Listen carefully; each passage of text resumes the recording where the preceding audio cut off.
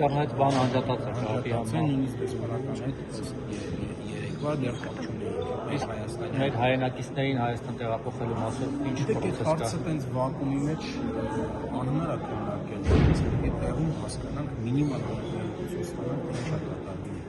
Հոսք կա Հայաստան Իրանից։ Բայց մեծ հոսք փակվել է այսօր։ Դեռ ոչ, գնացող եկող կա, բայց հիմնականում ոչ հայ Իրանի։ Եկողները 3 եղել են։ Մեկ զոհը հաստատված է, կարծեմ երկրորդն է հաստատված, բայց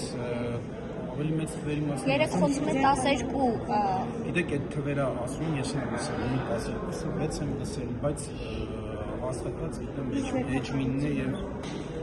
կոնկրետ ոչ մի կոնկրետություն չկա, գիտենք որ զոհեր կան, գիտենք որ Հարցն է, հաստատվում որ հայկական կողմը չի կարողանում համակարգել հայերի անվտանգությունը կարողել այս իրավիճակում։ Ինչ հարցում եք, ասում եք տեղեկություն չունեք։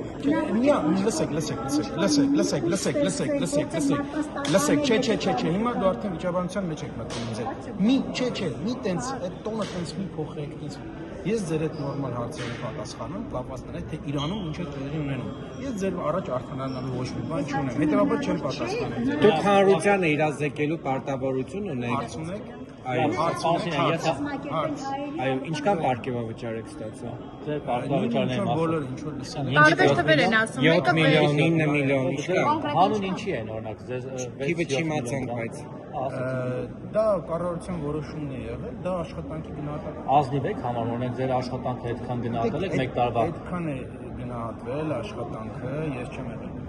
որը հետևաբար այդ հարցին չեմ պատասխանում։ Ձեր մոտ մեկ տարվա համարյա մեկ տարվա աշխատավարձի չափով պարգևավճար։ Այս աղքատ երկրում, երբ որ բազմաթիվ սոցիալական խնդիրներ կան ու բազմաթիվ օրինակ բժիշկներ, ուսուցիչներ շատ ավելի քիչ են, արդյոք եք համարում, որ նախարարները Պատասխանեցի արդեն, այդ հարցը